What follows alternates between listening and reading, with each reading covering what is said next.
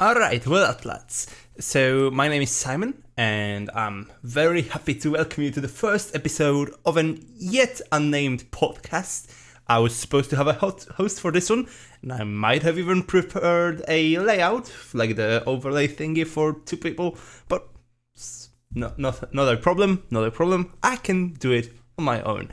So, if you don't know me, then you're probably a normal person, because I have not been very active in the scene until now. But who I am is just a random guy who's happened to be watching the LEC and League of Legends in general for about 10 years now. I have watched literally every single game of the LEC except Season 8, when I took a little bit of a break, since 2014. So I've been in this scene for a while now, just quietly observing, just as a fan. And I also have a background as a psychologist and a coach. So I thought it would be kind of fun if I could try and analyze the game through this lens, because I've been doing that. It's just I've been always, just sharing it with my friends and all, and they've always been telling me, like, bro, just go and write a fucking Reddit post, or just like an article, or record a video or something. Just like, shut up, I just want to watch Caps and Faker make plays. And I was like, but dude, listen, but when I see Perks in that room, in that interview, like the things he said, and alright, so here I am, just recording what I was always meant to record, as it happens to sound like for many people. Alright, so today we're going to be looking over what is most likely going to be the weirdest split in the history of the LEC. And we've had some weird splits in the past. We've got like the 2018, which I didn't really watch, with like the funnel meta and shit. That was wild. We had like the 2016 one with like the BO2s and two groups, and like we had a fucking team named Mysterious Bloody Monkeys in the LEC. But alright, all of that aside, this split is going to be the weirdest one in the history of the LEC, by a margin actually. And so today we're gonna have basically 3 segments, the third one being very small, but I'm gonna just first of all go on why I think this split will be so weird and how did it happen that it is like this. Then the second part will be just ranking the teams and seeing how high do I think, how good, just saying how good I think those rosters are, because some of the rosters we have in the league are weird, and some of the best rosters in the league right now are teams that you just expect to be complete shite, and somehow they got like actually banging competitive rosters. And this is a split where I feel like the bottom teams are actually quite good. Like when that's how the bottom teams look in a league, I feel like, oh god, that's gonna be a really good and competitive league. But then the top teams, they don't really look that great, at least as of right now. Maybe things will change as the year goes on. Hopefully. I have a few teams that I think will be really good by like the end of summer, or could be good with like one roster change. But anyway, we'll be just ranking those teams from just like putting them in tiers, where I think they will finish in. Actually, first of all, I'll be doing the segment where. Sorry, I'm a little bit chaotic right now. You can tell this is my first time hosting one of those, even though I'm just hosting myself right now, but that's alright. So I'll be doing my own list from 10 to 1, where I think each team will finish. And then I'll end by doing a tier list, where I think the teams will be at the end of the spring split, not the winter one. Right now we're going into the winter split. That format has changed. But I'm going to rank the teams how I think they will be like going into MSI. And And the first ranking, of course, is going to be for this split, for basically my power ranking for what's going to happen. All right, so let's start with why is this split so weird? Why do I think it will be? Well, first of all, because none of the teams have gotten the rosters they wanted. There has been so much fuckery in the offseason, and I'm saying all of this from just publicly available info. Most of it, at least. I have some insider information into a couple of teams, but that's not really anything major. That's just like me having friends who work in the scene, but who just said some shit to me that was like not public, and I can, speculate off of that, off of what they said, right? But most of all, it's just going to be information that was publicly available. I'm just going to close the window from all the leakers in the scene. We have like Hulu, like the Alejandro guy. I forgot his name. Sorry about that. Alejandro Gomis, I think. All right, whatever. But we have this guy, and they were doing some crazy leaks in the off season, right? So what I'm gonna do today is basically summarize how the rosters that teams wanted versus the rosters that the teams have, because this is wild, and none of the teams exemplify that better than Mad Lions, because Mad Lions is one team, I have some notes here, where like legit out of the starting squad, and you can see like this lineup is pretty banging. They have Elioya still, which is like probably the best jungler in the LEC last year. You could make a case for Jankos, you could make a case for Malrang, but I would definitely argue it was Elioya. They have Niski, who's a criminally and chronically underrated mid laner, so that's a great player too. They have Kazi, which I know some of you fucks will try to tell me that, oh, Kazi, he's so shit, he's just like gonna arcane shift into the enemy team fight and die, and yeah, that's his fucking playstyle. Look how much damage he puts out while doing that. And there is a reason. I'm gonna drop one thing. I think it's public knowledge, but this guy had crazy stocks in the offseason. Both Fnatic and G2 wanted Kazi. Even coming out of this like mediocre year on Vitality. Why do you think this was? Why do you think this is? Because pro players who actually play with him, they fucking love this guy for what he does to the team and for what he is in the server. So yes, Kazi, fantastic AD carry, and Hylissang, probably like the European GOAT of support. Now, you could make a case for Mickey X. Some boomers might say it was Yellow Star or Vanda, but really, Hylissang is the GOAT. He just is. He's like one of the best supports in the history of the game, and if you disagree, then you clearly have no eyes. So there's that. But yeah, like this team looks banging, and then they bring in this chasey guy who's like, this Korean top laner who's like supposed to be good at carries, and we'll see, right? But this team looks banging. But what if I told you that the only one of those players that my Lions actually wanted on the team was Kazi? None of the other guys were supposed to be here. For Elioya and Niski, they just had other moves prepared that just did not go through for various reasons.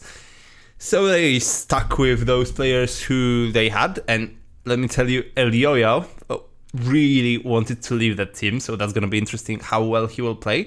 He might have a little bit of a down split, and there are reasons behind, because he really did not want to be on my Lions this year. He had offers from, again, G2 and Fnatic, for example. So yeah, like Hylissang also. Right, let's just go over the roster that my Lions wanted to build this year. So yes, they wanted Kazi in the bot lane. They really bet hard on him, and they made him a really good offer. Like, they actually paid him more than Fnatic wanted to pay him, which is crazy considering the budgets that Mad Lions and Fnatic would usually be working with. So that might just suggest to you that Kazi might actually be a good player. I'm just saying. But yeah. So yeah, but joining Kazi in the bot lane, it was not supposed to be Hylissang. It was supposed to be Reckless. And yes, I know. All of the Reckless fangirls right now are so triggered. They would have been so triggered if they could see Reckless supporting Kazi in lane. I'd love to see it just for that reason. But yeah, like Mad Lions really wanted Reckless as a support. They made an offer to Trimby, from what I can gather, but Trimby was not for sale. So and why is that? Because like Reckless, like all memes aside, he's like actually pretty good on Enchanter support. Like, you know, of course there was the whatever kickoff lock-in or whatever it was tournament where he like played Janna and shit, and like yeah, he's like actually genuinely good on like Enchanter supports, which is rare in Europe. Like all of our supports tend to play Engage, and Reckless is actually good on Enchanters. So that might tell you a little bit about the kind of team that they were going for. And also, for their mid-jungle, they did not want to go with Niski and Elioya, which is like this roaming duo that's like, you know, basically Niski just like pushes his lane and then roams with Elioya and just like, you know, try to carry through mid-jungle that way. They actually wanted to have a very different kind of carry mid-jungle duo. That was supposed to be Razork and Vethio. Yep, Razork and Vethio. So that's a very, very different style of a mid-jungle duo than Elioya and Niski are, but here we are. And their top laner, actually, I think they were going for a weak side top laner at first, and then, from what I gather, at least, they wanted to just like play hard for mid jungle with Razork and Vethio, which like we've seen it working on Misfits. Those guys had great synergy together.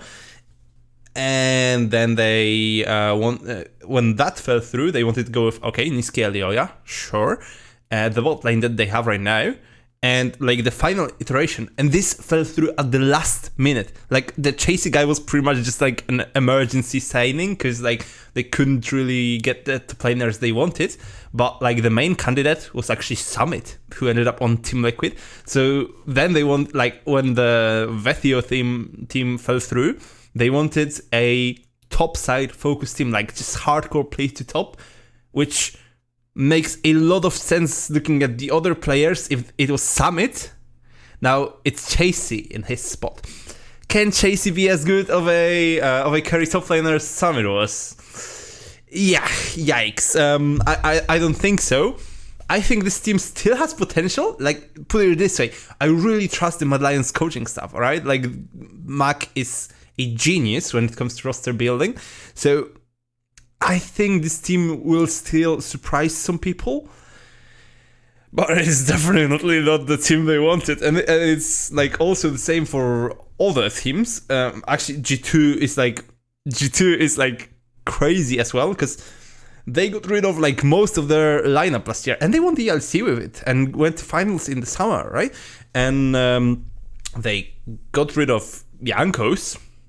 Yeah, they did, which is surprising in itself. They got rid of Flackit, which, like, bruh. Unless you're like a drenched 15 years old Spaniard, like everyone expected Flackit to be off G2 this year, and lo and behold, he is. So, I mean, no surprises there, really. And then they also let go of Targamas. Yeah, alright, so they're doing a full rebuild around Caps, so in the top lane, there's surely going to be some amazing... Oh no, it's Broken Blade. They have fired Jankos and Targamas and kept Broken Blade. Alright. Needless to say, the roster that they ended up with, which I might just write down those rosters for you. So let's just do it right now. Mad is going to be Chasey, Elioya, Niski, Kazi, however you spell his name, and Hilisang. G2 will be Broken Blade. Alright, I have my opinions on this, but alright. Yike. which I actually am positive about, but we'll talk about the teams later. For now, I'm just showing you how absurd this off-season was. Caps, Hans, and Mickey X. All right, so I just because all right, Hans Sama. Let's just call him that. It's the return of Hans Sama to Europe, which is exciting. Actually, I'm one of those people who's very positive on Hans Sama. Even though he had a shit year in NA, he did. But put it this way, I kind of know the reasons why he did, and I think coming back to Europe, those reasons will be resolved. So I'm a big Hans Sama believer. But again, this is another team that ended up with not the roster they wanted. They really, really wanted Elyoya. All right, so could have been like this. Then they wanted the bottom lane to be Upset and Targamas. All right. Now, tell me this does not look like miles better than what they ended up with. It does. And they also wanted an Asian top laner, from what I gather, but I don't know who. So I'm not gonna comment on that. But just look, even with Broken Blade, I'm not a Broken Blade fan, but look how crazy this lineup is, eh? And look at how crazy, even just doing this. Even just doing this, look how much better Matt suddenly looks, eh? And that's the thing. We don't have those rosters. And those are not the only teams that got screwed by the off-season, let me tell you.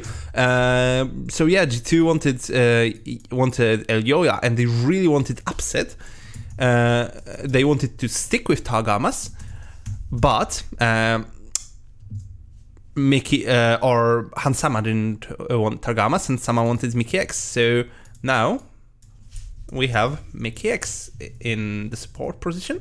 The return, which all right. Euro teams really like coming back to their old toys, which in this case I'm actually not against it. So there's that. But yeah, Fnatic roster, right? Those guys look like this. They have Wunda, which if you have the option to keep Wunda, that guy was the best top laner in EU last year. Some people are gonna say other Amne, and that's fine. You have the right to have a shit opinion, but it was Wunda. In the jungle, they have Razork, and oh my god,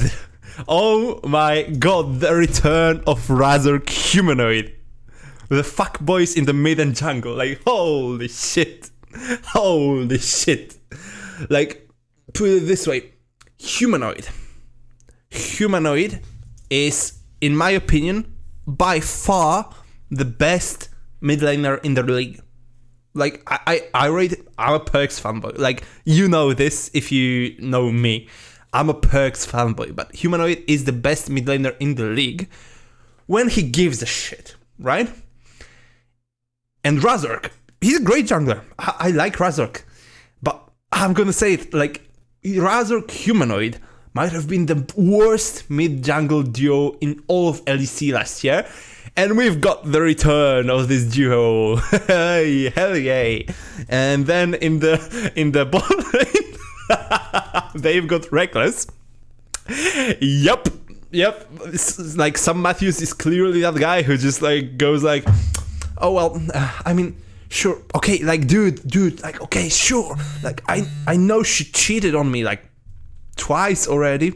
All right, I know that, but she won't cheat for the third time, surely. That's a Matthews right now. The return of Reckless. I don't really know what the fuck those guys are doing, but all right. And then they have Rox. Did I spell it right? I think I did. Rox in the support role, which is basically only a change of bot lane from last year's Fnatic, which is kind of weird because their bot lane was what carried them to being a relevant team in the first place. Even when Razork and Humanoid were having a fucking inting contest, Upset and Halisang were still the best bot lane in the league by far and tried to carry this ship. And now they're gone. Upset is not even in the league anymore. Yep, the best ADC in Europe is just sitting on a bench. And this lineup was supposed to be Wunder. And they wanted either Elioya or Jankos, but the most likely candidate was Jankos. And in the bot lane, they actually really wanted either, if they went with Jankos, they would have went with Kazi. Was that the Kazi haters? He was supposed to be on Fnatic on a super team with Jankos and Humanoid. Surely Humanoid would want Kazi gone, eh? Surely. Was that? He wants him back. Even after supposedly Kazi inting him for years, Humanoid wants Kazi back. Interesting. All right. But yeah, that was the Fnatic roster. I don't know who the support would have been. Might have still been Rox, which the Rox guy had a solid showing at Worlds, which I actually did not expect because he was not really that great in the ERLs, but at Worlds he performed banging. I have to say that. So fair enough. It's I always respect it when somebody steps up under pressure, and Rox did that. So I get why they wanted to give him a spot, but look at how sick this lineup is. Look at how sick this lineup is. Sure, it might not look like a super team on paper because you guys just think Jankos is a boomer and Kazi is dog shit or something. But dude, this lane is just they will never lose lane. Kazi is the guy who just can farm 1v2. He's probably the best AD carry in Europe when it comes to farming 1v2, and this is a very underrated skill, but he's really good at unlocking his support to roam on the map, right? And then, bro, I would have so wanted to see the Jankos and Humanoid combo. That would have been so sick. But instead we get another round of Razork and Humanoid. Alright, maybe this is the split where they just click. Yeah, sure. And then we get, then we get our old boy, our old superstar, Reckless. Alright. Now, Vitality, they actually got really close to what they wanted. So this team, actually, I expect them to be really happy with how they ended up, because the roster is Photon, who's coming in from T1 Challenger team. Then we've got the man, the myth, the legend, Bo. Then we've got the European GOAT, Perks. And the bot lane, which is going to be so underrated by you people, I can already smell that, is Neon and Kai'Sa. Now, bro, this bot lane is gonna be fire, but alright. Actually, they got very close to what they wanted. They wanted Upset to be here on in the bot lane. They actually were going to just trade Upset and just trade Kazi and Upset with Fnatic. But sadly this didn't go through because Kazi decided to go to Madians instead. So then, Vitality would have to again pay a huge buyout for Upset from what I gather.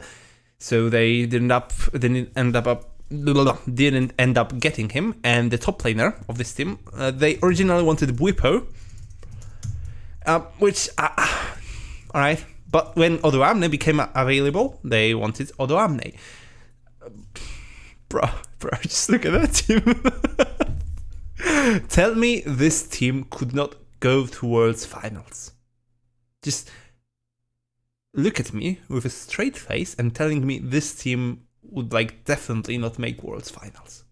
You can't, because that would have been probably the sickest roster EU has produced since G2 2019. Even better than Mad Lions 2021, which was so weird. But yeah, instead they ended up with Photon, which I watched a few games of solo queue and competitive of him. I'm not gonna pretend I'm an expert on this guy, what he seems to me is to be, he prefers to play carries, from what I gather, but he's actually one of those like very smart players who will never lose you the game. More than like someone like Bwipo, who would just like, basically coin flip and either win you the game or lose it. Photon is like the opposite of that, which I don't hate with this team. Sure, he's more of a carry player in theory, but I think they can like make him a weak side player, and this guy will play weak side really well. At least from what I watched. I don't know this guy a lot, so he's a question mark for me. So there's that for sure. And then in the bot lane, they've got Neon, all right? Which Neon was like he was top 3 ADC in Europe. By the end, Comp was probably better than him. And Upset was like, just the best AD carry in Europe throughout the year. But, that's all right. That's all right. I'm just gonna get my tea. And by the way, if you guys have not tried Tulsi, that's like an Indian herb. I think they call it like holy basil, which I don't know, doesn't feel related to basil, more like peppermint, but it's really good. All right, so actually, Vitality is one of the few teams in the LEC which is not like disappointed with their roster, so that's great. And another team that is definitely not disappointed with their roster is Excel, who got Odoamne, this huge signing in Europe. In the jungle, they got Xerxes. Now, right, though they were one of those teams going for Jankos, which, bro, Jankos on this team, let's just do the hypothetical thing. Jankos. Then in the mid lane, there you got Vethio. Oh my god. In the bot lane, you've got Patrick. All right, Patrick's serviceable. He was never great, but he's good. And then they've got Tagamas, because they apparently just like, they took Mickey X for like baby money, basically, and they just, gave him back to G2, and they're like, hey, do you see that new support that you have? That guy looks he looks decent. We can work with him. Yeah, you can take Mickey. Holy shit, they won that trade. I love Mickey. But they won that trade. But anyway, you've got Odoamne, Jankos, Vethio, Patrick, and Tagamas. Bro, this is another team that's like straight up, like, even though I'm not sure of the bot lane, I don't know about Patrick, but that's, Odoamne, Jankos, that's like the top side that will never lose you the game. Patrick and Tagamas, which I would argue are probably a bot lane that would never lose you the game either. And then you can play like straight up for Vethio in the mid lane. Like, holy shit, bro. Holy shit, that team would have been fire. Instead, they got Xerxes, which, like, still, this is a very good team, but, like, that's a big change of playstyle between Xerxes and Jankos, so alright. But still, I think they're pretty happy with their signings for this year. Then, let's just go with Koi. Koi, for those of you who don't know, they are basically Rogue rebranded, and they have Shigenda, alright. They've still got Malrank, Larsen, and then you've got Comp and Trimby. So another team that got what they wanted. They only changed the top lane. Why they did not want to stick with Odoamne, I'm not sure. Maybe they wanted more of a carry threat, because, like, let's face it, Odoamne on carries is pretty Pepega. But alright, that's what we ended up with. Now, Shigenda is a player. I'm not gonna like pretend that I watched every single game of the ERLs, because mostly I just don't care. I watch, like, good League of Legends and NA, right? So there's that. But yeah, I know this guy. Like, he's played in the LEC before on Vitality, and he was pretty good, even though his team was like just running him down, kinda. But yeah, and now he's been in the ERLs for another, like, I think couple of years since then. And I don't hate the fact that he's getting a shot in the LEC. This team looks weird though. Like, the Rogue had such a clear identity as a team last year. And now they just like go like, yes, look, you were the core of our strategy last year, but listen, we want more of that carry stuff. Do you know what I mean? Oh yeah, that's the stuff. Carry tops in Europe, that's the stuff. All right. We'll see how this works out. Then we've got, let's just go with SK. This is another team, bro. Those guys don't have anything they wanted.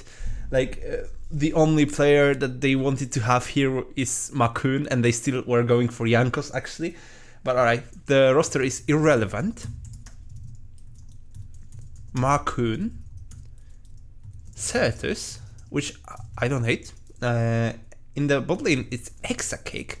All right, looking pretty good so far. This irrelevant guy was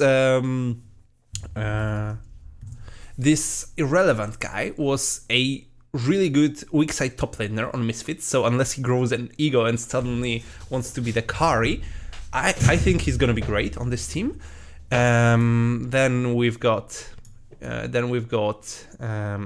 Makun, who was a star on Excel, and they only replaced him because they could get a better player, right? But he was banging last year, so all right. Certus, who was actually underrated last year. Like I thought he was pretty good. He was like definitely, not even bottom LEC level by the end of the split. And they've got Exakick, who's an ADC that's like from the ERLs, who has a ton of potential. So this roster looks pretty good. Like SK finally contending for the top spots in the league, hey? That's cool. Who's there? Oh yes, support. They got DOS.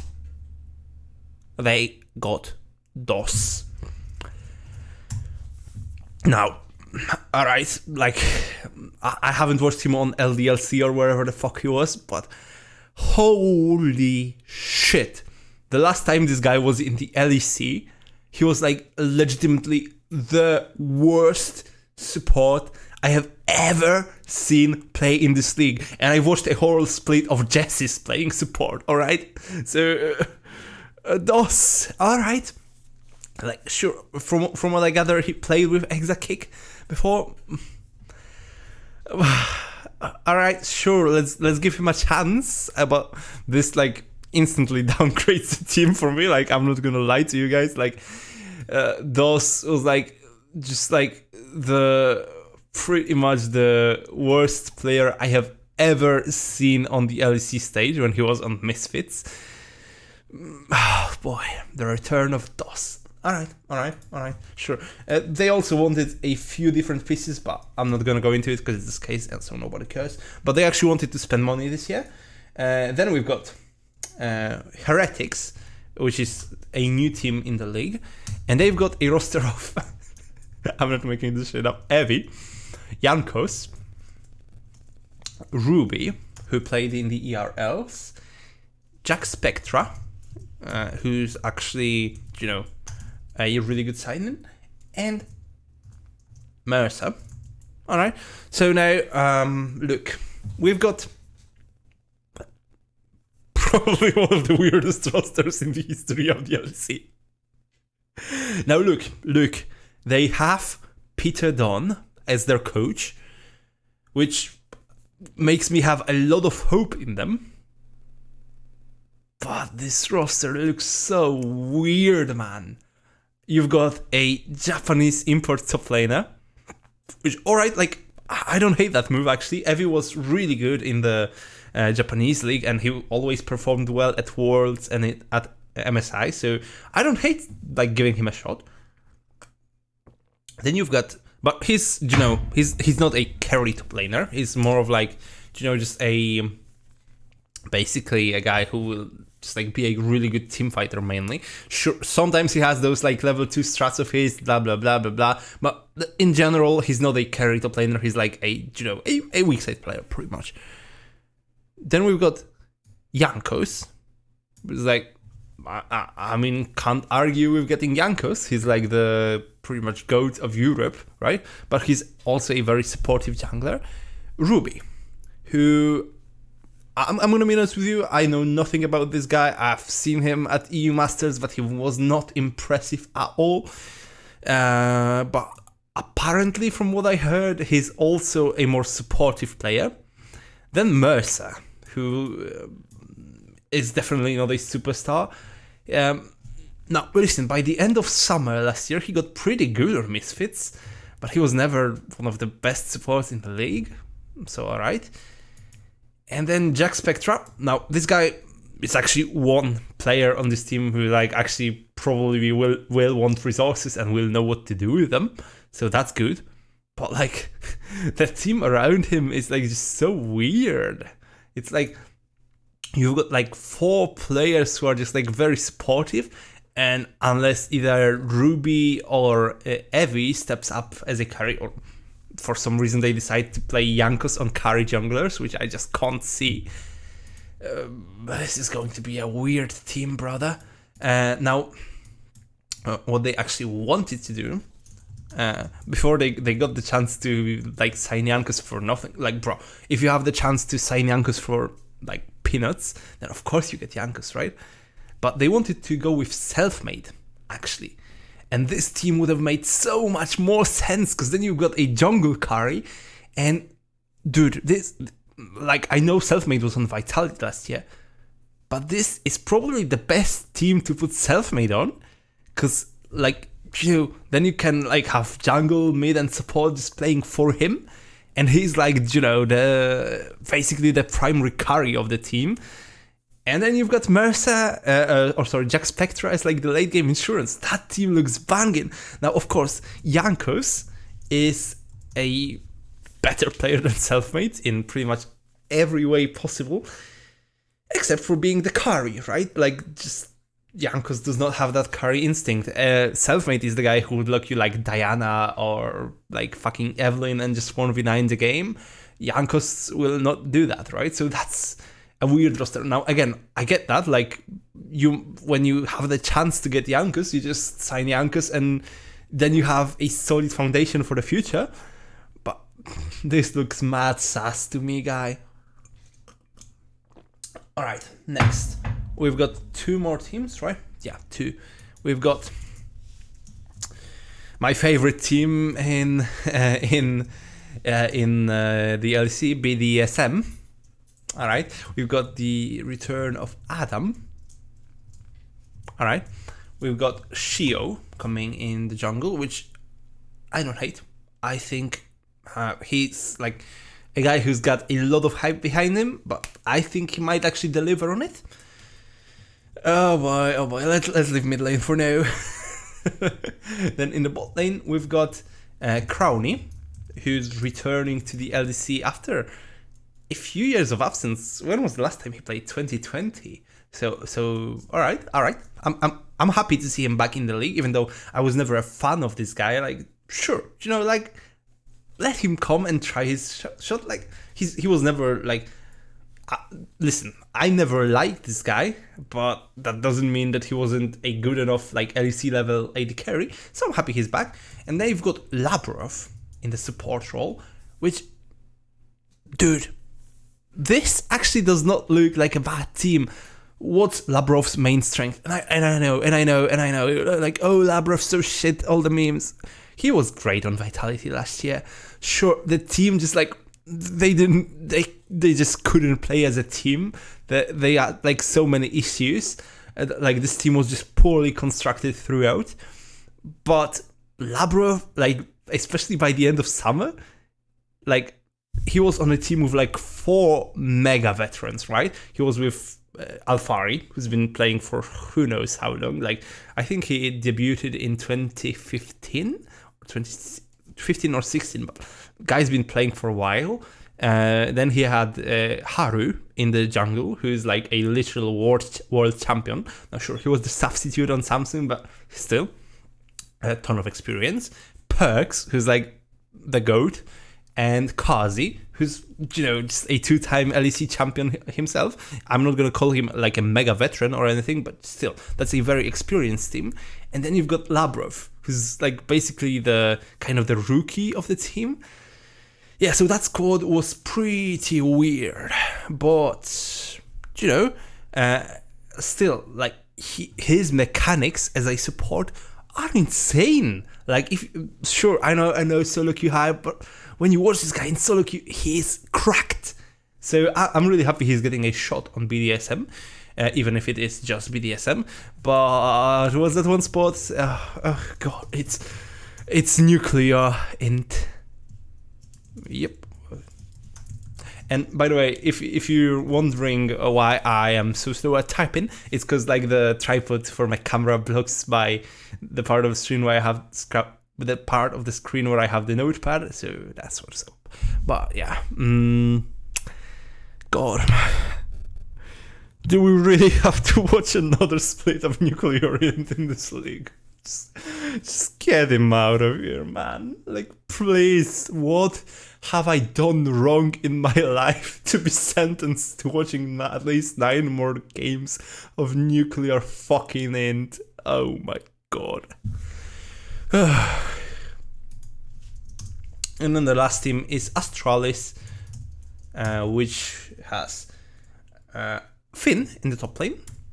Which I think Finn really does belong in one of those like bottom tier teams where he, like, because when you have Finn on a top tier team, they kind of want things from him. They want him to play a specific way. They want him to play for the team because he has good teammates, right? And the thing about Finn is, like, I feel he really does belong on one of those like lower tier teams because he's the guy who just like, you give him the freedom to play the way he wants to play, and that's how you unleash him. So I'm really happy to see him here. Then you've got 113 coming in from K-Cup. Now I'm gonna have a slightly different take on this guy because everybody's like, oh my god, 113 Grift Reckless for the entire year. Oh my god, he's so bad. Actually, I like 113. Now, again, I'm not a huge like ERL watcher, so it's not like, I seen him griefing the entire year and I'm still saying something. No, I seen him griefing a few games and then I'm saying this. But before that, like, this guy is like a psychopath. He's like a Malrang type jungler, from what I hear from like people who are actually ERL experts, which I am not, right? So people like, for example, if I remember correctly, Rich, the guy who ran H2K before, is actually quite high on 113. So I'm gonna give this guy a pass. I'm gonna assume that this will not be a grief signing. Then we've got Dior in the mid lane, which is alright, and then the return of Kobe and John Kuhn. Yep, so that's pretty good actually. For a team like Astralis to get this roster, like, put it this way, right? I know I'm kind of like, just shitting on teams like Mad, G2, Fnatic for not getting the rosters they wanted, but those bottom teams, like, put it this way, would you, like, this Astralis is probably going to be better than last year Astralis? Like, sure, I know some people will say like, oh, but Vizitachi's leadership and Xerxes was such a good jungler. But bro, this team, like, if you just play for top lane, this is a really interesting team that I'm not gonna be like sad watching. And then this SK team, this is like a very developmental project. I don't think they're gonna be very good in the winter split, but by summer, if either DOS is much better than I expected him to be, or they changed the support, I expect them to be pretty good. And then, Heretics, like, they're probably not gonna reach the same heights as Misfits did last year, but still, that's a pretty good bottom team to have in the league, do you know what I mean? And even BDSM, like, outside of their, like, god-awful mid laner who's like, I don't know why the fuck he's still stealing another paycheck for another year. This team looks pretty good, so like the bottom teams are great. So I'm happy to see that, like the bottom teams actually, not being complete pushovers, which with the new format might actually be pretty interesting. Because should we go into the rankings now? All right, yeah, we have this. All right, so what I'm gonna do is just Alright, so now we're gonna go here. Can I actually fit the rankings? I think I can. Wait, let's go 1, 2, 3, 4. God, typing is so hard when you don't see your screen. Alright, so we've got 10 teams, of course, in the league, and I'm gonna start from bottom, and this is how good I think those teams, like just my power ranking, how good those teams are just like straight out of the gate, right? Not giving them any time to develop, just like, you know, the synergy they come in with to the LEC, which starts tomorrow, right? So I think, and this is kind of my indicator of who I assume will go into the top 8 and then top 4, because now, like, it's no longer like the top 6 qualifying for playoffs. After the first 3 weeks, the top 8 teams qualify for the best of 3s this time, right?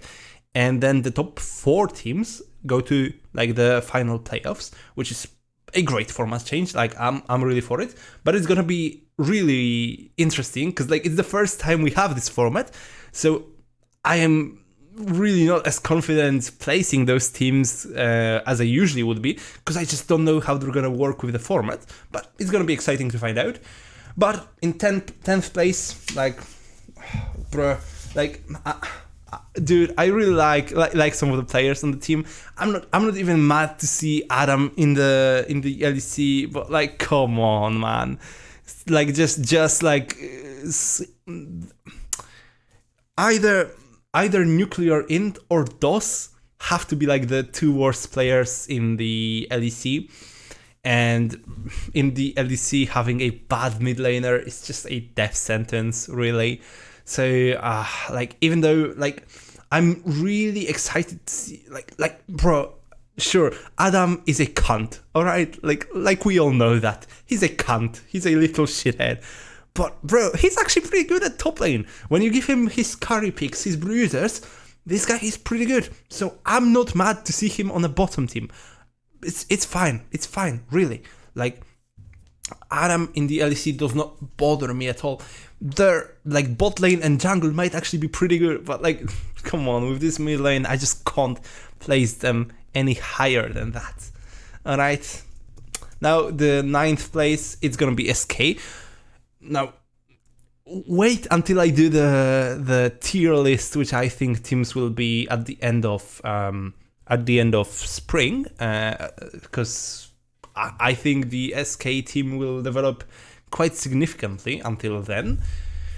But right out of the gate, like, they've got 9 games to prove themselves and just come out of the gate swinging and qualify for the top 8, and I just don't think they are gonna do it. Like, bro, if DOS is a top 8 support in the league, then legitimately, you can note this down.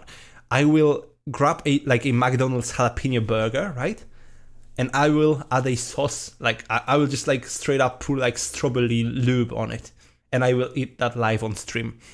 If he's like anywhere close to a top 8 support, if there is a genuine good faith argument that can be made for DOS being a top 8 support in the league, I will fucking do it. That's how convinced I am that this guy is absolutely trash. So, SK. Like, I'm really excited to see what they will do in the spring and summer splits, presumably with the roster swap. I am actually quite certain with the new format, because we have 3 splits now, I think both of those teams will qualify for at least one playoffs series this year. At least if they decide to make some roster swaps, they will for sure. If not, I still think they have a chance. So this new format is really exciting. There is a lot of room for upsets in the first stage, so we'll see about that. But yeah, coming into spring, coming into winter split, bro, I just can't see them being any good. Then in the number 8 spot, of course, it's got like, dude, who's the bottom 3 teams in the EU? Like, you guys can recite it from memory, right? It's Astralis, SK, BDS, and I think the split, Astralis will be the best out of those 3 teams.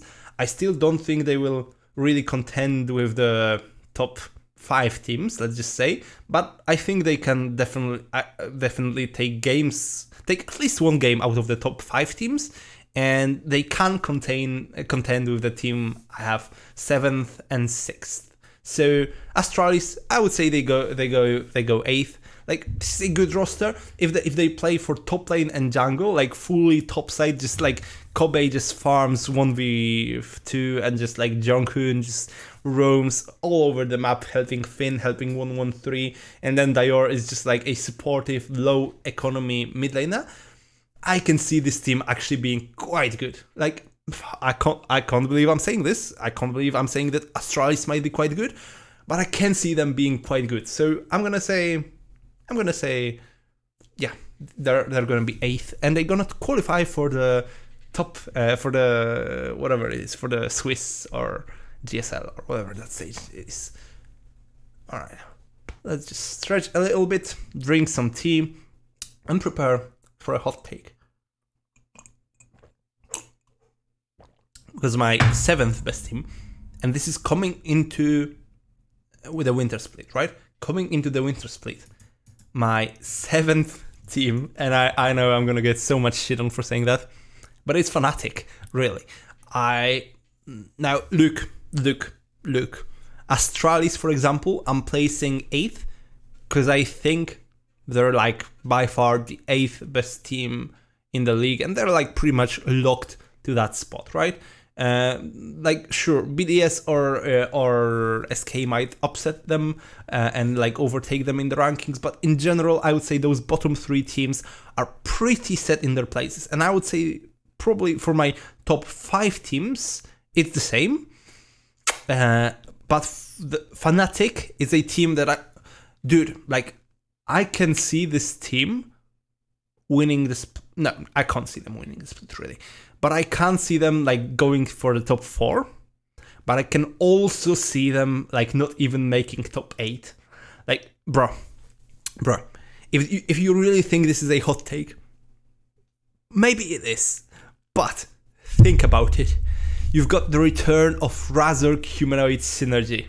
What synergy? Like, those guys like actively troll each other. They're like, oh, you want to have fun? Well, too bad, motherfucker, because I'm gonna int the entire game just so you don't win it. Like, those guys hate each other. At least that's how it seemed to be last year. Like, those guys just seem to be on like a completely different page. So yeah, I'm not really excited for them. And sure, they've got Reckless and stuff, and I don't believe the bot lane will be a problem. I believe they will be like slightly worse than they will be like definitely worse than last year's Fnatic. But it's not because I think that this bot lane is bad. It's just because like they were a bot lane focused team last year, and you know, Reckless isn't really a player who just like carries through the bot lane. Like you don't just funnel resource. You don't just like play for Reckless the same way you can play for Comp or you can play for Upset. So or even Hansama, right? Reckless is not the type of a player. He's more of a weak side AD carry. So they trade. Sorry, I really need a stretch. Yeah, so they trade pretty much what was like the best bot lane in the league, the strongest like 2v2 lane in the league for a weak side bot lane while keeping the same top side. I don't know about that. And then the thing is, like, I don't know about Humanoid because remember, if you've been paying attention to what I'm saying, which you should be because I'm smart, I said that Humanoid is probably the best mid laner in this league, right? He was last year in the summer and at Worlds, in the summer playoffs and at Worlds. Even in spring playoffs, he was pretty good. But don't you guys try to memory hold me. Like, have you seen Humanoid in the regular split? Bro. Guy was horrendous. And, you know, that's just how Humanoid is. When he plays versus shitters, he does not care. Like, put it this way, put him in a game versus Chovy, and he will be better than Chovy. That's the hot take. That's the clip for Reddit, right? But put him versus fucking Nuclear in, and he'll run it down. That's the whole thing about Humanoid. Like, he's one of those guys who just doesn't give a shit. Like, if he does not respect you, if he does not respect his opponents, rather, he's not gonna play well. So, yeah, I can see this team not even making top 8. Especially coming into the winter split. I can see them just like losing to all of the top teams, and then just like or like even winning a few games versus the top teams, and then just like dropping a game to BDSM, dropping a game to okay, maybe not BDSM, but dropping a game to Astralis or SK or Heretics, which I've got next on the list. Like, bro, would it surprise me if this team makes top 4? No. I think they will be way better in the spring and summer splits, and they might even go to Worlds, but would it surprise me if this team does not make top 8? Not at all. Like those guys can just like end anywhere. Like, put it this way, I can like reasonably have them anywhere from here to here, from like 2nd to 9th in the winter split. So I'm just gonna keep them where they are for now. Now, in the number 6 spot, I've got Heretics. Just by basically if they're like the sum of their parts, they've got really good players in pretty much every position. I'm kind of like doubting the mid lane and support choices, but it's Peter Dunn. So, here's why I rate them so highly, because you might be like, oh, with those players, like, you might even consider making an argument for SK or whatever, or Astralis over them, and Fnatic is surely better, and I hear you, but here's my analysis of their team. They are going to be one of the smartest teams in the LEC this split, and they will have insanely good macro. I don't know if this is a hot take or not, but look at this team. They've got like mega veterans. They've got Evi, Jankos.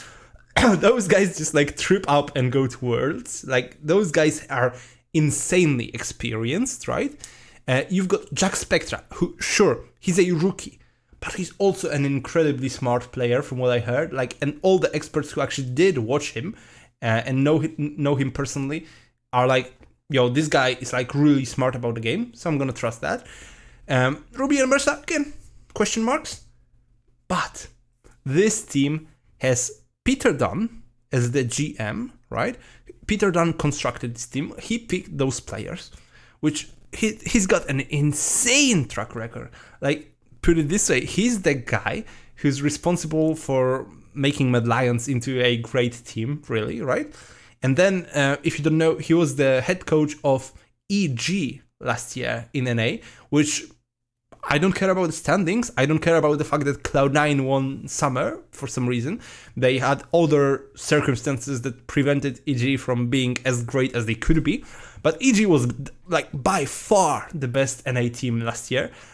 Like, I hope it's not a hot take, but EG was just like actually a great team. Sure, they sucked at MSI, but they had 2 rookies. Like, they had Jojopion, who was in his first ever split of competitive play, and he won his first ever split and went to MSI straight up. So, am I surprised that he got dicked by Faker and Caps? Of course not. So, yeah, but EG was a banging team last year in NA, right? And Peter Dunn was the head coach. Who else they have? Listen, now here's the test if you're actually paying attention to the important news in the off-season of the LEC. Who do they have as the, like, gameplay coach? Do you know? It's CL. It's this guy who was the coach of Rogue last year. And from what I gather, he's the guy who's, like, you know, basically responsible for their basically team cohesiveness and how they played the macro. And Rogue macro was, like, really good last year. So with this coaching staff And with those players, like, I swear to God, like, Heretics is gonna have the best macro of all the teams in Europe starting immediately. That's why I have them so high, even though this team is fucking weird, man. Like, with time, I can see them improving, depending on how the mid laner is, because I really don't know anything about him. But I can see them, like, maybe even making top 4 in the summer, although that's gonna be hard, but I could see them doing that. But or I can also see them just falling off and being not really that good in the summer, which is actually my real prediction for this team. But coming straight into the season, those guys are gonna have insane macro, and I wouldn't be surprised at all if they actually finished like top 4 in the best of ones. Now, do I think they will qualify for top 4 in the best of and go to the playoffs? Surely not. Like, I can't see a world where this would happen. But like, those guys will get so many free wins just because they're smarter than their opponents. So yeah, I have Heretics in 6th when it comes to the power ranking. But I wouldn't be surprised if they were like 3rd or 4th coming out of the first round robin. So there's that. And then number 5. Oh my god, hey, Fnatic fans hate me enough? Don't worry, G2 fans are gonna hate me as well, because I have them 5th. I actually don't think this team will make top 4. I just can't really see them with how the competition is in Europe this year. Like, sure, you can have some mad copium that, like, Caps is gonna be the best mid laner. Oh, surely Caps will finally... wait. You can have the copium that surely Caps will play like himself again. Sure. You can, like, have the copium for, like... Even though Hans and Mickey... Actually, I think Mickey's bad year is overblown, but Hans certainly did have a bad year. You can be like, oh, they will recover. And even though Broken Blades was trash at Worlds, he's good enough for the LEC. And then Yike, okay, he's a rookie, but he's so good. And I do agree, Yike is really good. Like, that's probably out of the new junglers coming into the league, right? We've got Bo, we've got Yike, and we've got Sheo, right? And 113. I think Yike is the second best. Of course, Bo is gonna be the best one, right? But Yike actually has really high potential, and I wouldn't be surprised if he's like a top 5 jungler or top 4 jungler even in the league this split. Not even by the end of summer, this split. But you have to have so much copium to think this team has a chance of winning the split. Like, sure, can it happen if all of those players play to their potential? Sure. And I even believe that Hansama will play to his potential. And Mickey X probably too, but... Bro, I'm so down on Broken Blade. Is he good enough to style on people like, you know, Adam and Finn? Probably. Oh wait, I haven't changed my Alliance top laner. Yeah, it's not Summit, it's Chasey. Yeah, but can he stack up against Chasey? Maybe, but that's like, he's the 6th best top laner in the league at most. So I don't think he can really match Evi even.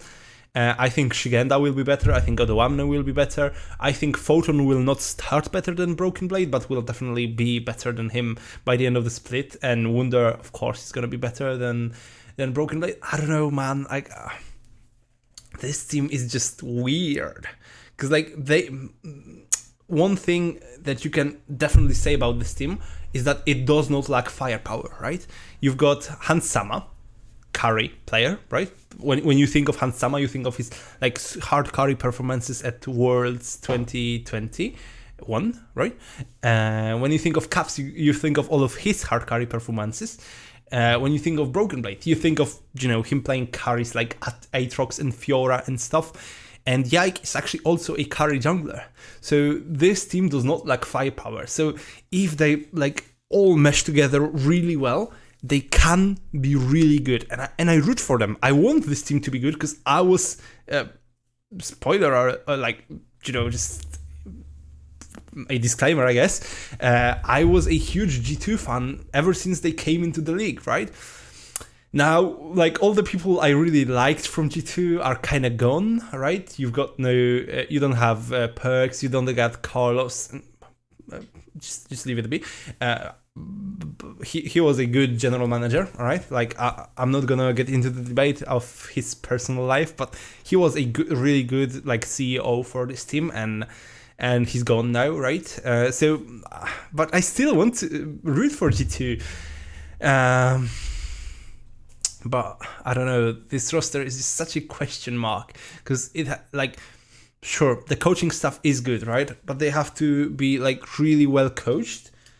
And the thing that has to happen, which is why I'm like so down and actually kind of emotional when talking about this team, and kind of like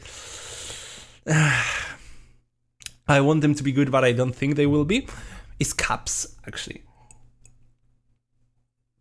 Now, I know what you might be thinking. Oh, what is this crazy guy saying? Caps is so good. Bro, sure, Caps can be really good. The thing about Caps, though, is like, I don't know what's going on with this guy. Like, he's not been himself for like the past couple of years. You could even say like in 2020, he already started losing the spark, which made him him. To me, it really feels like he took all of those craps memes to heart, and is like trying really hard not to grief games, which is why he turned into just like another decent mid laner. But like, bro, just like watching Caps looking Azir or Orianna or Corki again, like, bro, I can't do this. It's like he's so mediocre on those champions. It's like sure, he's good on those champions, right? But it's like, it's not Caps. It's like, it's not what you expect from Caps. When you think Caps, you think like the guy who looks in Irelia, the guy who looks in Akali, LeBlanc, Silas, Ari, and just 1v9s the game, right? And he's not really been that. Like, he's really fired up in like the spring playoffs and at MSI. But once he lost it, like, he was back to like the pussy Caps that we have seen for the past couple of years, and that's just sad, man. Like, you know, watching him like when they could still advance at Worlds, and he looks in Seraphine and tries to play for Flacket. I'm like, bro, get me out of here. I don't want to live in a reality where Caps' mental is so broken, where he thinks he can pick Seraphine and play for Flacket, when he thinks that picking Seraphine and playing for Flacket is the optimal way to win. I just can't.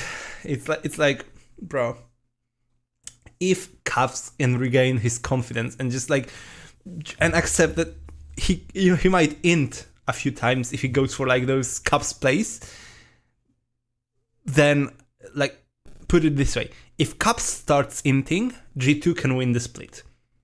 If Caps doesn't int, they will not. I know this sounds weird, but the Caps who ints is the Caps who 1v9s games. The Caps we saw last year, that's a fucking disgrace of a player, man. So that's why I have G2 5th. Sad. Alright. On a happier note, I mean, this is still a big downgrade for this team from last year, but I think Koi will be 4th in this split, and I think they will qualify for the playoffs this year, for the top 4.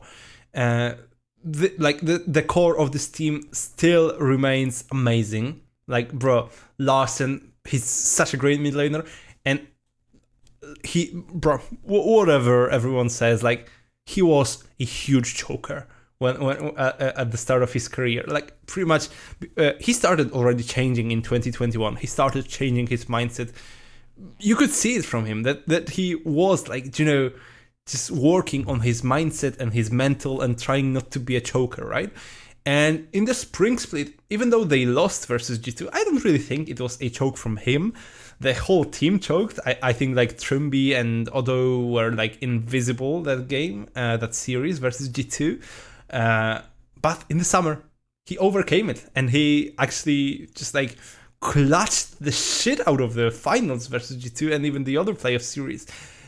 Like, Larsen is unleashed now, and I'm really happy about that because I like this guy. I was really rooting for him always, even though I could see like there is like stuff just like wrong in his head, but he's past that. He's a great player now, and we've got Trimby, we've got Malrang, which is like still like an amazing bot lane for this team. Like, Trimby is probably the best enchanter support in Europe, right? The best Nami, stuff like that. Not so great on engagers as people like Hilly, Mickey, or Kaiser, but on enchanters he's absolutely fire. And we've got Malrang, which, like, bro, Malrang is just like by far my favorite player to watch in the league. He's great. Like, dude, like, I know everyone is like so low on Malrang, but I was like one of those people, and you can check my Reddit account, you can find it. Like, I don't have a common name, so you can just find a Simon spelled with SZY who posts on the League of Legends subreddit sometimes, right?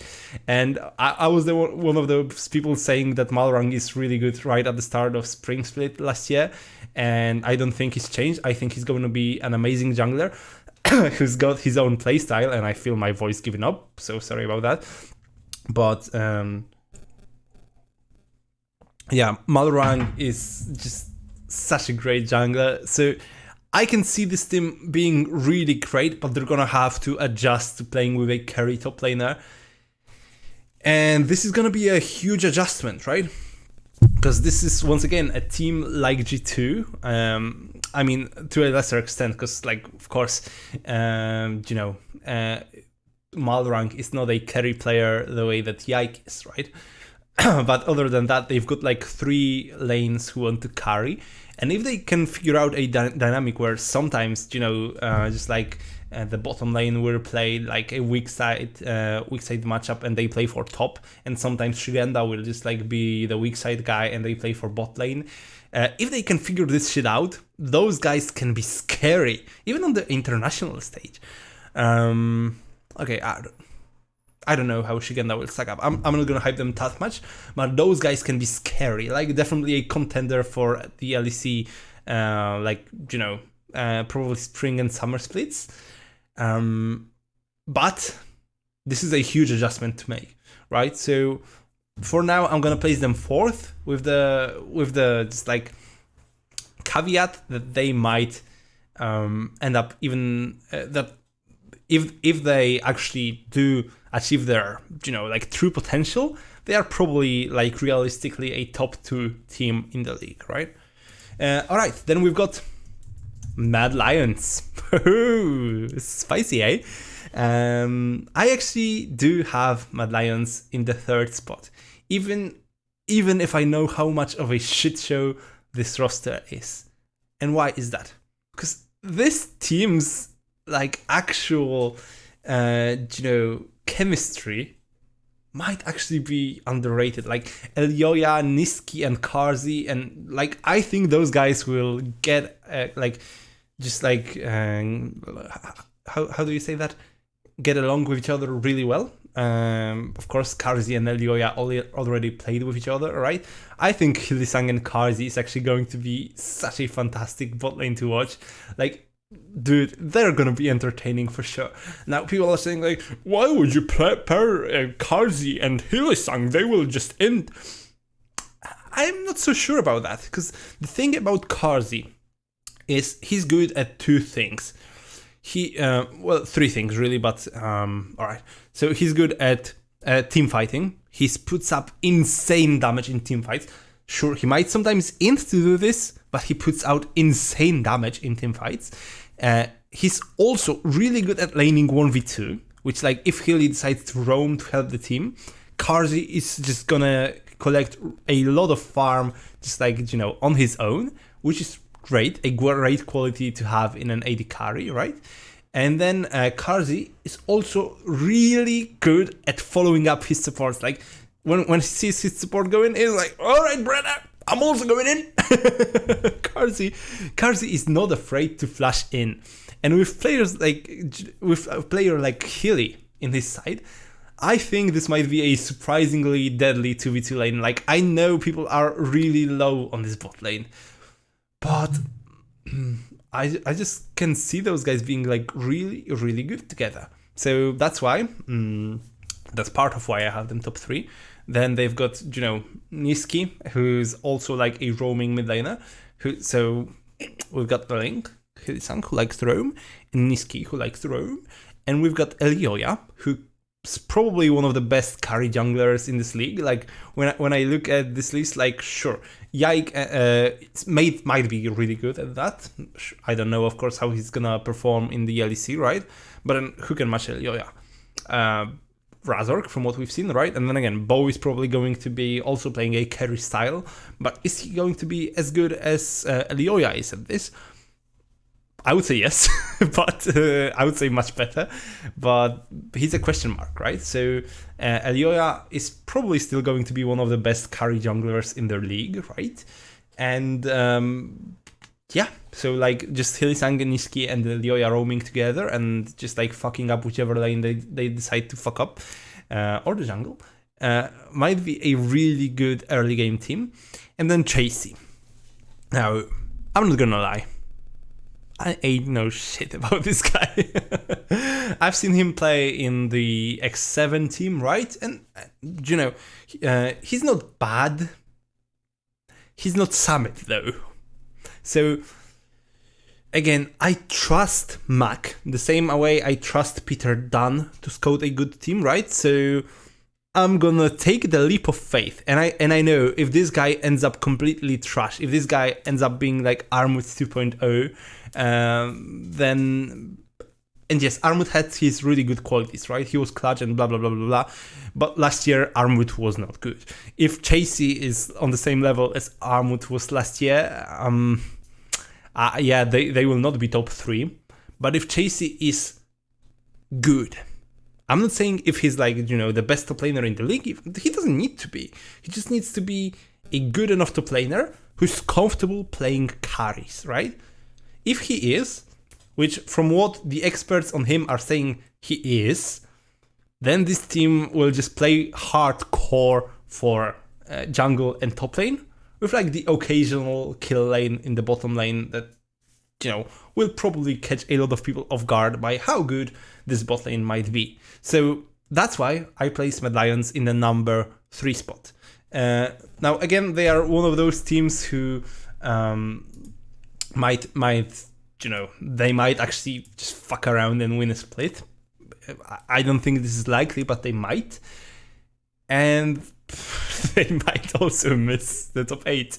But I would say, like, unlike Fnatic, which I would say, like, they've got, like, 25% chance, 20% chance to miss top 8, and, like, a 10% chance to make top 4, right? I would say, like, Mad Lions has, like, a probably, like, 45-50% chance of making top 4, and like a 15% chance of not making it to top 8, right? So both of those teams are highly variable, and like a huge mystery as to how well they will actually perform, right? But I'm gonna put Mad Lions way above Fnatic because I just have much more faith in them. It's that simple. Now, we've got 2 teams left, right? And we've got Excel and Vitality. Now, those teams are who I believe are going to be the contenders for the title, the split. I think Mad, Koi, and Fnatic have an outside chance of winning the split. No, I don't have the faith in G2. Sorry about that. But yeah, I think like Fnatic has like I would say like Fnatic has a 1% chance of winning the split. I would give Koi like 5%. I would give like 14% to Mad. And then like it's between for the 80%, like I'm 80% sure either Vitality or Excel will win the split. So who do I have where? Well, in the number 2 slot, where is my cursor? Here it is. In the number 2 spot, I've got Excel, because like I think they're a banging team. Like this roster construction is great. Like, I would put it this way: if they actually did manage to get Jankos, I would just place them as the split winners, straight up. I would just like be like, yep, this team is winning the winter split. But they did not get Jankos. They actually have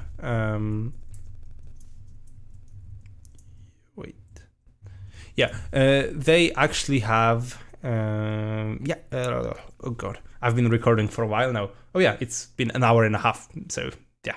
All right, time to wrap this shit up then. So yeah, they've got complete brain fart. They've got Xerxes in the jungle. That's the player I was looking for, right? You know, I don't know how this team is going to work, because sure, you could say like, oh, but Vethio has already played with a jungler who really likes to farm and carry. Bro, Xerxes and Razork are very different junglers. Like, sure, both of them really love to farm, but Razork is one of those guys who, like, he wants to farm and then 1v9 the game. Whereas Xerxes, from what we're looking at him, he wants to farm and then play for his team. Which is like, he's a very idiosyncratic player, which is like why I prefer him on like middle to bottom teams. Because like, just like Finn, I think like this guy just needs to have the freedom to like run the game, like play the game around himself, right? And I don't really think he's, I don't know if he's going to be able to do that in Excel. Now listen, they've got just a rock in the top lane, right? Odoamne, who's, bro, he's just like amazing. And sure, the meme, oh, weak side king, bro, he deserves the title because he's the best at not losing lane. Like, no matter what matchup you throw him in, no matter versus him, like, you can trust this guy to just, like, not int, right? To just play low econ and be useful in team fights. And that's what Odoamne does really well. He's also probably going to be the team captain here. So I'm really, you know, just, like, high on Odoamne, right? And they've got a bot lane, like, put it this way, I think this will be similar to, like, the the BDS bot lane or the Mad Lions bot lane, where, like, you know, the AD carry just, you know, can play like completely weak side and then let the support roam all over the map and affect other lanes, right? Because this is what Targamas is really good at. Like, you know, you put him on a kill lane support, I don't know, brother, but put him on a support that can like roam and affect the map. That's where he shines, right? So yes, I do think they've got a great foundation here. And then Vethio in the mid lane, bro, like, he's an absolute beast. He's like what Caps fanboys think Caps is, right? Basically, he's what Caps was pretty much. He's an insanely good mechanical player who actually doesn't have as much int in him as Caps does. He still ints sometimes, of course, right? But he's way more consistent than that. And he still makes those like insane plays that will win you the game. Vethio is probably like the, you know, most, he has got like the highest average level of all mid lane. I'm not gonna say that. He's got like he's definitely top 3 mid laners in Europe, right? I was about to say he's got like the highest average level, right? But Perks, sure, he's got lower lows, but then again, I would say like on average Perks plays better. But like still, dude, like Vethio is such an amazing player to watch. He's got so many pop-off performances, and I love players like this. I love guys who just, they want to make the play. They want to be the one winning their team the game, right? And outside of the jungler, he's got a really great team to do that again, right? And if they had someone like Jankos, or they had someone like even Razork, I would trust this team to like just go and win the split, right? But since it's Xerxes, I still think they will be really good, right? I still rate them as the second best team in Europe. I just don't think they will win. And the team that will win the spring split, in my opinion, is Vitality. And I mean, of course, here comes the Perks fanboy to tell you why Perks is the GOAT of Europe again. So sit down, because I'm gonna tell you about why Perks is the GOAT of Europe again. So listen, we all know that he's an extremely clutch player who will always step up under pressure.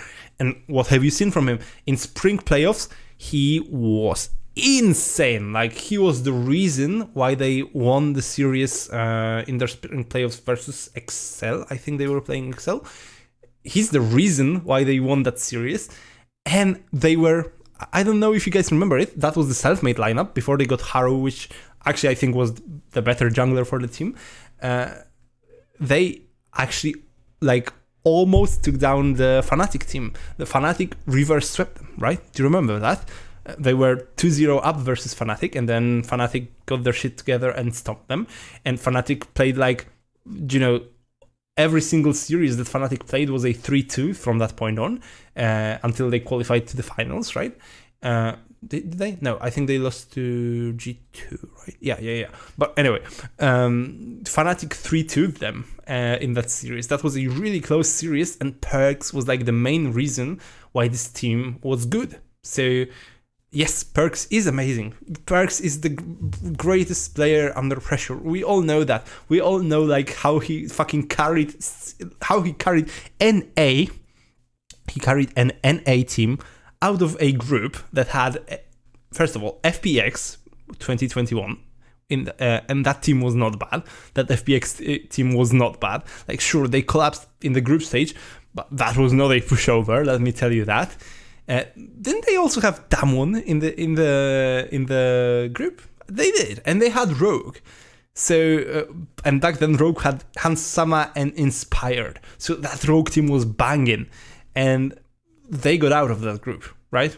Because Perks, like, dude, Perks inted most of the games in that group, and then he just decided to like lock in LeBlanc and fucking carry the shit out of the tiebreaker. That's who Perks is. We all know that, right? We all know he's that like this crazy, crazy inconsistent player who will phone it in the way Humanoid does, and then just, carry in the important game. But is it though?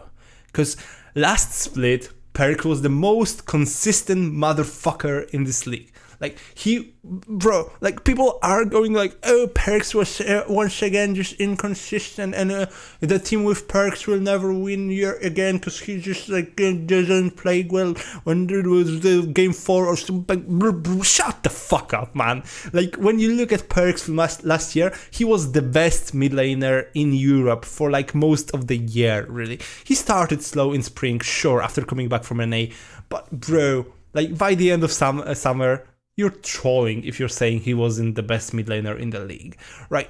Okay, he had a bad week, really bad week in week 8, right? Which kind of made them not make it to playoffs, which was travesty, because I think this team, that Vitality team should have gone to Worlds, right? Instead of Alliance, but they did not. So there's that, right?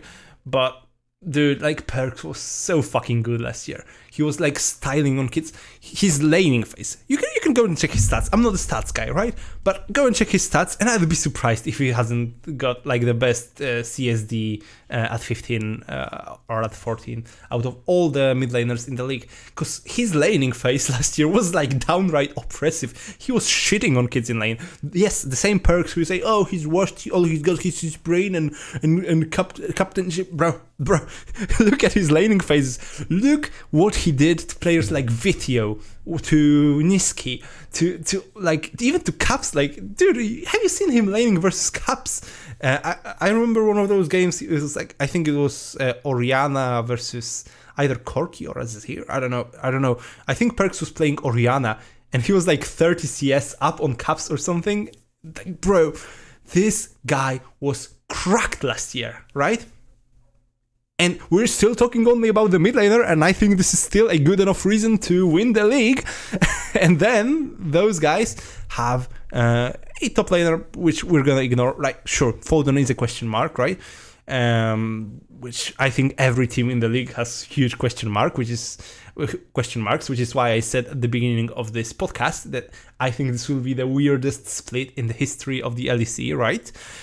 But, dude, like, Bo, do I even need to say more? If you, like, watch this, he played 10 games in the LPL, right? He won all 10 of them before he got banned, right?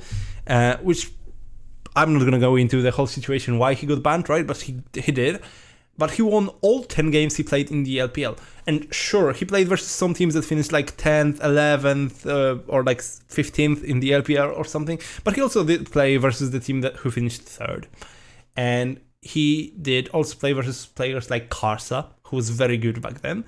And he shot on them, right? So Bo, like, was very impressive in the LPL. And when you see what he's doing in the EU solo queue right now, it's basically like you get this guy on the enemy team, you might as well FF really, because there is like what's his win rate right now? It's probably something crazy like 65% or something. And guy is absolutely cracked. Like he's like when like Perks and Caps were like the two players who just came into the LEC or ULCS back then and just like changed the game, right? I think Bo is gonna be a player like that. He's gonna be a guy who just comes in and he's so fucking good. He's so much fucking better than everyone around him that he will elevate the whole region by just being so fucking good and just like running circles around kids in the jungle. He's absolutely going to be cracked, and I am on the hype train. And what's that in the bot lane? Bro, Neon and Kaiser. How good is this? How good is this? How good is this bot lane? Bro, Neon was like the most underrated motherfucker like in the world last split. Like, I swear to God, people were like, oh, Misfits is a Vethio show. Bruh. Misfits last year had 2 carries, and what Neon did to kids in team fights is incredible. And also, Neon is not a bad weak side laner, right? He, like, you can trust him to leave him on an island, right? And then he'll just scale up and be great in team fights. You can funnel all the resources. You can funnel all the resources you want into Bo and Perks, and Neon will be fine. He will still output a ton of damage in the team fights. And Kaiser, I think this is underrated. He's probably one of the smartest support players in Europe, right? Because, for example, Hilly and Mickey, I would say, are better than Kaiser in terms of like raw mechanics and game sense. I would also say like Labrov is definitely better mechanically than Kaiser is. But when it comes to just being incredibly smart, I think Kaiser might take the cake. Sure, there's Trimby. Sure, you could make a case for Trimby.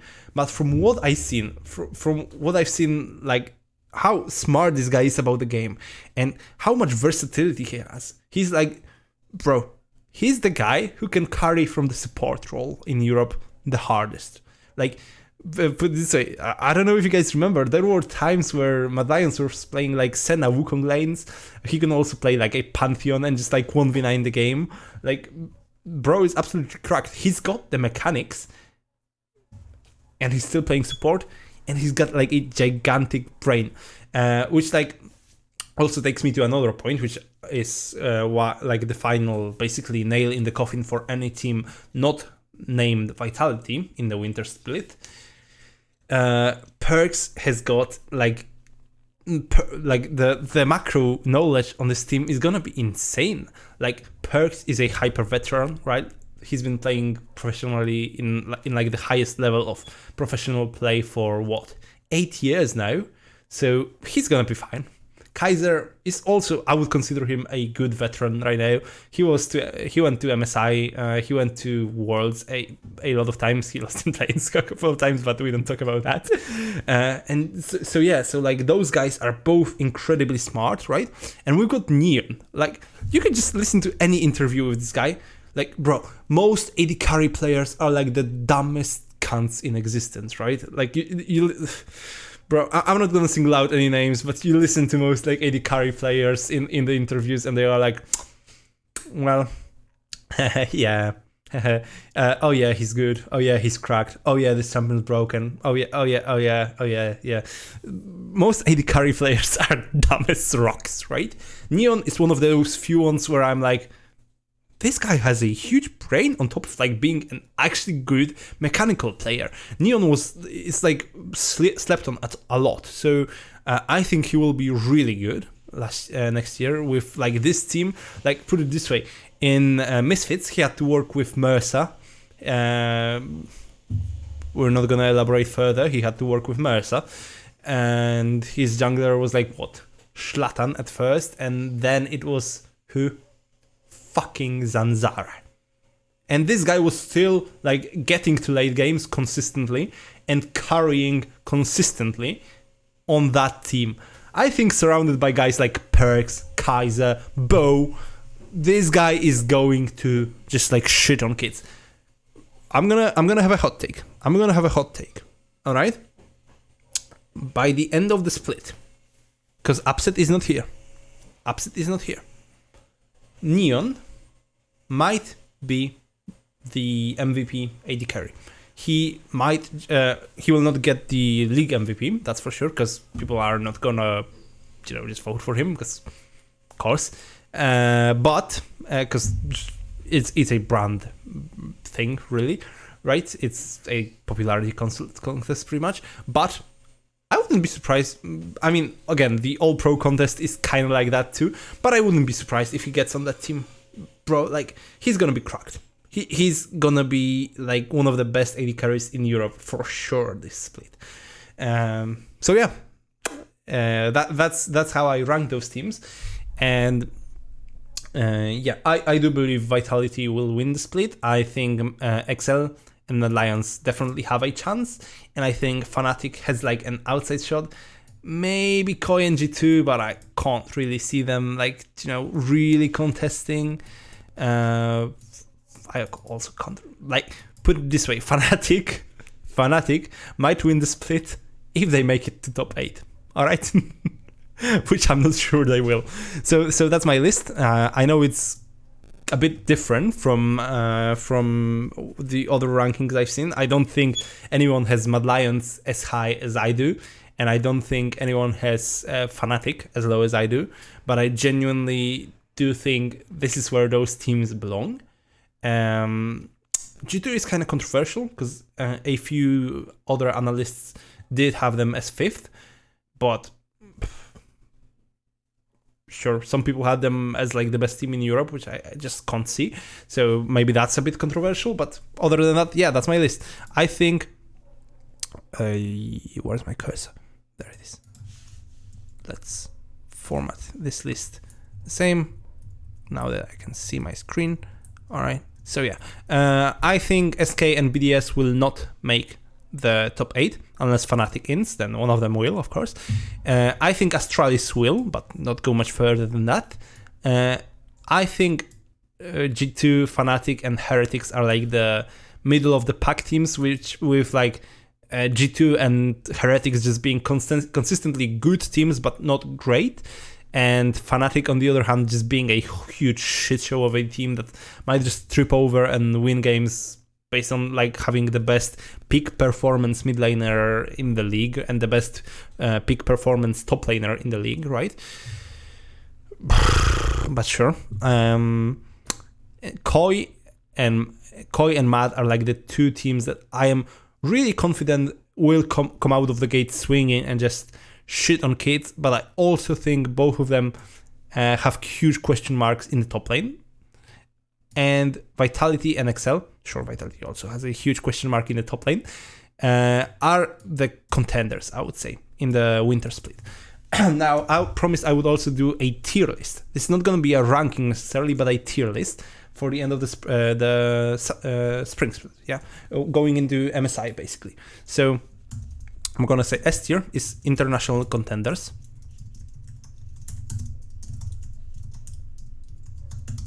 A tier is good internationally. B is EU contender, which is like can win the title in EU but wouldn't do any damage internationally. C is good domestically, but can't contend for the title definitely. D, it's like barely top 8. E is a bad team, and F should be relegated. And I actually don't think we have a single F tier team in EU right now, which is great. I really like that. I definitely don't think we have any S tier teams right now also. And this is the kicker. This is coming back to what I said in the beginning about no EU teams getting the roster they wanted. I don't even think we have any A tier right now coming into the winter split. But because there's 2 splits and the format is different, and I think this format will actually cause teams to improve more, especially those teams who get into best of 3s and best of 5, right? I think that by the end of spring, we are going to have some really good teams. Now, maybe I could see Vitality being S tier by the end of summer, not by the end of spring. But in the spring split, I think the S tier, we're just gonna have to leave it as blank because I don't think we'll have any teams that can contend internationally. If any of those rosters ended up the way they were supposed to, like how teams wanted them to end up, right? Like, for example, if Madhead had the Summit, even no other changes, if Madhead Summit, they would probably be S tier by the end of the year, especially if they also had the Jankos Summit. Bro. Who else? Like Fnatic with Jankos and who did they want? Kazi, right? There were also some rumors about like Elioya and this Spanish guy, Supa, I think was his name, but I don't know anything about him. But if they got even if the team was exactly the same but with Jankos, which like Jankos would never play with Reckless again for sure. But if it was like that, then probably not. Vitality with Odoamne, for sure S tier by the end of summer. Odoamne and Upset for sure S tier, right? With Neon, probably still. So yeah, like G2 with Elioya, Upset, and Targamas, probably also S tier. XL could have been S tier if they got Jankos, which is like, a lot of things hinged on this Jankos decision, as you can see, right? So I'm not saying we could have had all of those teams at once, of course not, right? But, we could have had like a couple or even 3 teams that could contend internationally if the offseason went better, but it didn't, so there's that. But by the end of the spring split, right? So the second split this year, because we have the winter split now, I think that both Vitality and XL will be good internationally, which means I think those teams will be the 2 teams that go to MSI. Maybe an outside chance for another team to upset XL, but I think Vitality will be going for sure. And I think those teams will be good internationally, which means they will take games out of from like the top teams from Asia. But I don't think they have any chance of winning this tournament, which is why I say good internationally, right? Now, next will be B tier. EU contender, right? Teams which I don't expect to do much damage internationally, like not even just take games of the top teams, right? Just I expect them not to embarrass us, but still be good enough to contend for the title in Europe. I would actually say by the end of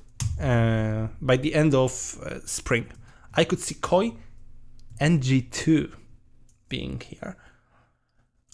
Not Mad Lions though.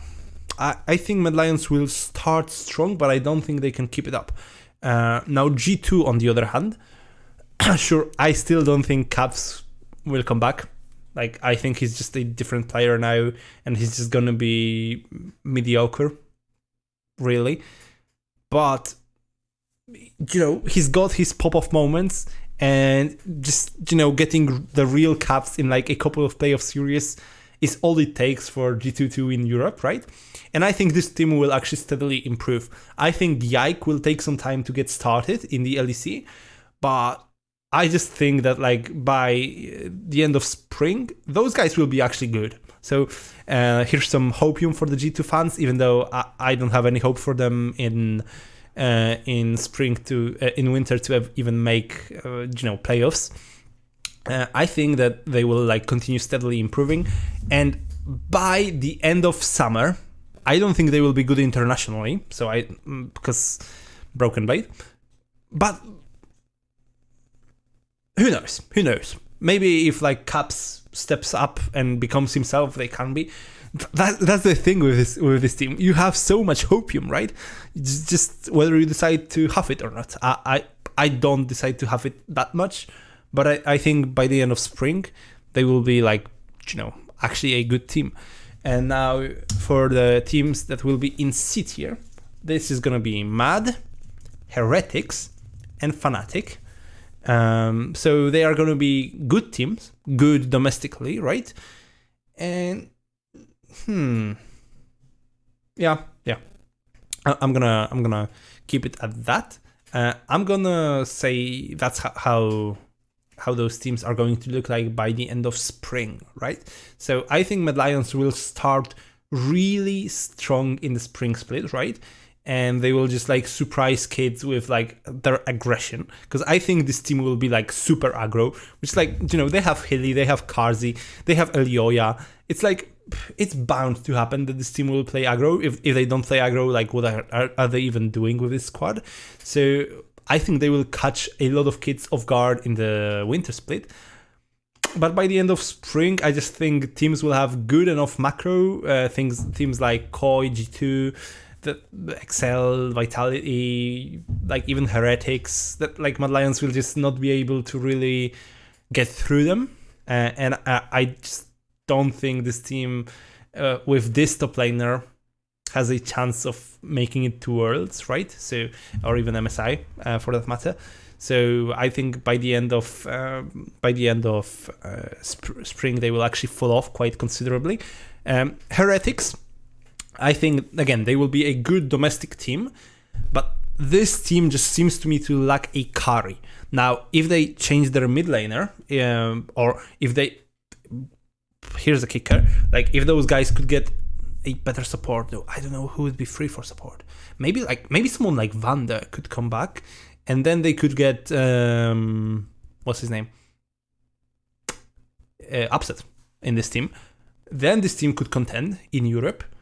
But as it is, like I have a lot of hype for Jack Spectra. I think he will be really good, but I just don't think a team with only one carry can just like completely, just win in Europe pretty much. So I just can't see this team really hitting it off. Maybe if the Ruby guy turns out to be really great, they will be higher, or if they end up acquiring somebody like, wait a second. Wait a goddamn second. Is that a leader angle? Is that genuinely... This team might genuinely be a leader angle. Like, I know. We've tried leader enough times, blah, blah, blah, let him go. Let's try leader one more time. I think leader could be good in this team. Either leader or self-made. They are two players who I know are like idiosyncratic as fuck, right? And I know swapping Jankos for self-made is blasphemy. So like for the long term, I definitely think you should stick with Jankos, right? If he wants to stay, that is, and develop this Heretics team. Because I think they have money. I think they can pay him. It's just if he's bought into their vision, right? But dude, if there was any team that can make either Selfmade as a carry jungler or Leader as like a just like hard carry mid laner work. I trust a team with Jankos if it's Leader, or okay, sure. I still think it's a Selfmade angle. I just think like this is the perfect team for a carry jungler. So yeah, if they bring out, sorry, I went on a tangent, but if they bring out one of those two players, I would even put them into B tier, because I think they would be like legitimate scary with Selfmade. Now again, I get the reasoning of going with Jankos, but just this team that has no firepower right now, unless Jack Spectra turns out to be like the second coming of Upset or something, then maybe. And then Fnatic, I think they will be good.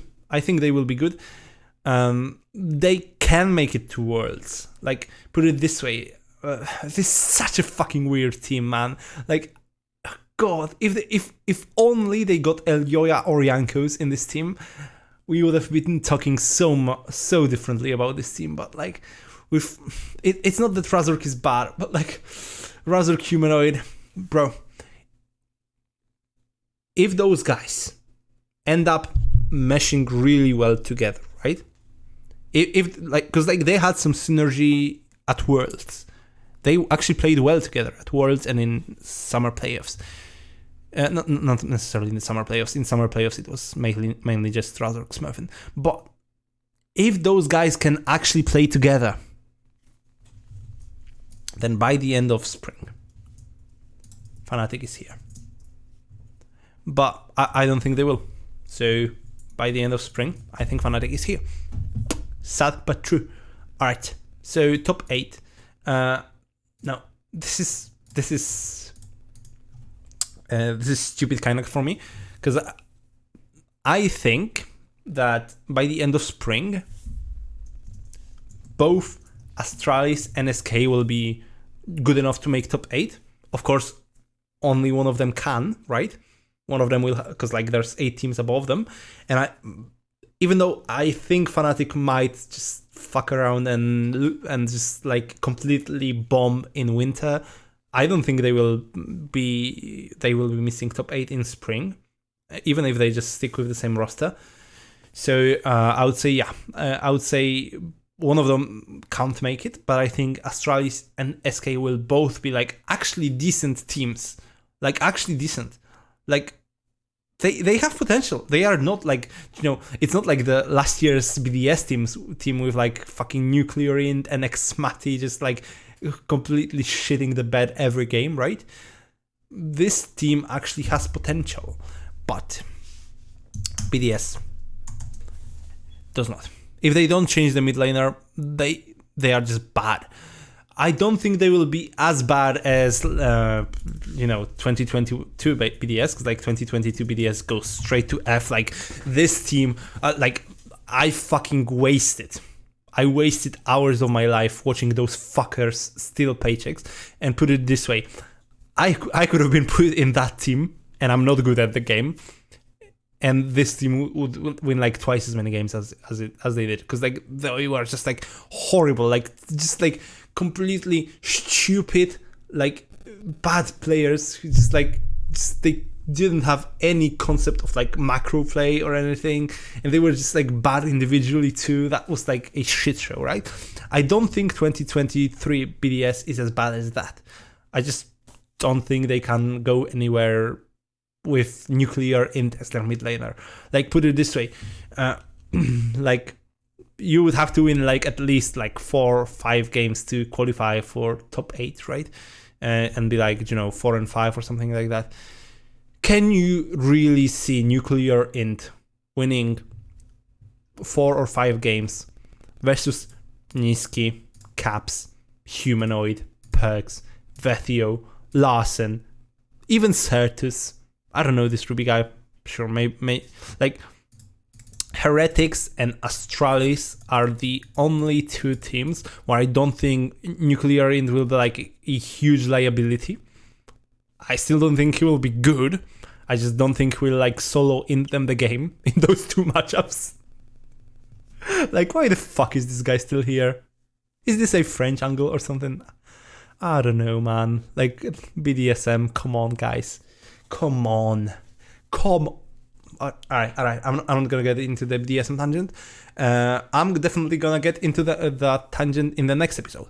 But I've been recording for 2 hours now, which is crazy that I've managed to do it alone. I don't know if this was in any way entertaining and how I intend this podcast. And by the way, because how I intend this podcast to be is just like go and listen to it in the background while walking outside or doing chores, because that's how I listen to podcasts, right?